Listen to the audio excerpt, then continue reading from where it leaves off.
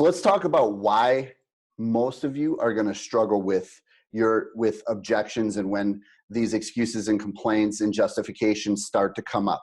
There's only a few reasons why, and if you can solve these, you'll end up moving forward first, because objections and complaints and excuses and justifications, these things all come up when you're not committed, right? You're not 100% committed to your overall greatness, your overall success of your product, your service, or your program, okay?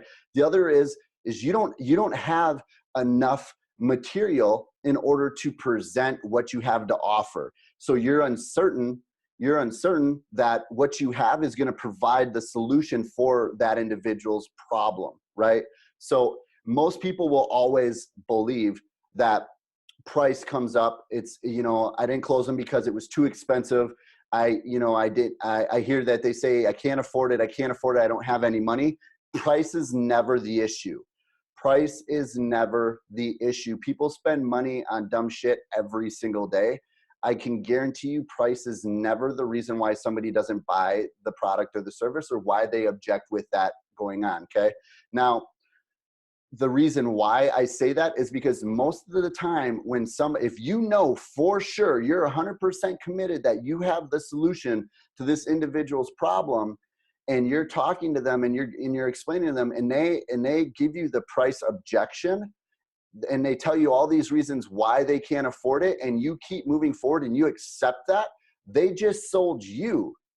And you believe that price is the objection. The problem isn't that price is the objection. The problem is you believe that price is the objection, right? So you should never think that price is the objection, because it's not, right? So the other reason why you don't get past some of these objections, or you struggle with a lot of objections, is because you're unwillingly pursuing them.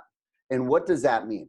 You stop pushing forward. Somebody tells you, I can't afford it. Somebody says, I don't make enough money. Somebody says, I got to talk to my spouse. Somebody says, I got to do this. I got to do that.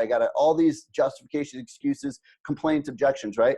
And then you instantly shy away instead of continually moving forward and asking enough questions, right? The way to handle objections is going to be by asking questions, because the objection generally occurs from things you don't even know about because you didn't ask enough of the right questions before this point.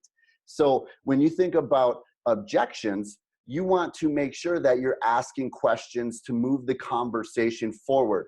In the objection handling is sometimes when you'll actually begin to have a conversation for the first time, even if you've been on the phone or if you've been in person for 15 minutes, right? So for instance, man, I ain't got enough money for that, right? And say you just said, but yeah, we all can make more money. Wouldn't you agree? Right? When you say something like that, they might laugh. In that moment, they just drop their guard. They're laughing with you. You're actually having a real conversation now for the first time, right? So that lets you know, and that also moves the conversation forward to things that you might not have known before. Somebody might say, money is the issue, right? I can't afford this. I got this going on and this going on. And then when you ask them, what got you thinking about doing this in the first place? And it relates them right back to the why they wanted to do this anyways, right? And you start going into, and they start explaining, well, this, and all of a sudden they tell you something that pops up that you didn't know before. Well, I have, this car payment, I'm doing this other program, or I'm doing this other product, this other service, right? And you didn't know that until right then and there, because now you're actually in conversation and you can move forward with that, right? So unwilling to pressure somebody to actually help somebody out, right? Not pressure somebody just to sell a product, actually pressure them because it's actually in their benefit to do this, and it's going to save them a lot of pain. It's going to save them a lot of struggle, anxiety, stress, right? All of these things, whatever your product, your service, or your program offers them, it's going to solve that problem for them. That's why you pressure them, not for any other reason else, right?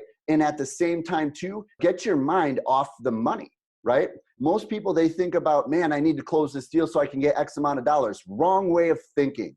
Think to serve them first, and then you'll always end up with a return on your investment, right? You never ever can just start making money. You have to put something in order to get, right? This is you giving value. This is you serving them, providing them with a solution before you actually get a return.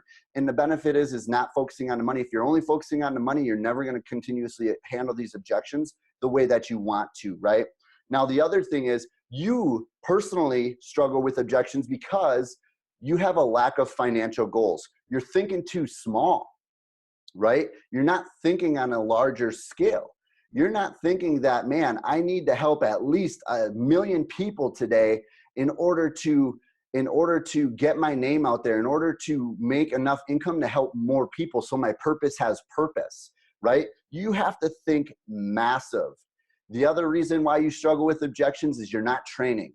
And what I mean by training is training isn't something that you did. Training is something that you do consistently. So if you're not overcoming and handling objections and thinking of things that you can say to rebuttal against objections that people do give you on a regular basis. And what I mean by regular basis, I mean every single day. If you're selling a product, a service, or a program, if you're not doing this and you're not training every single day, this is going to leave gaps. This is going to leave you uncertain.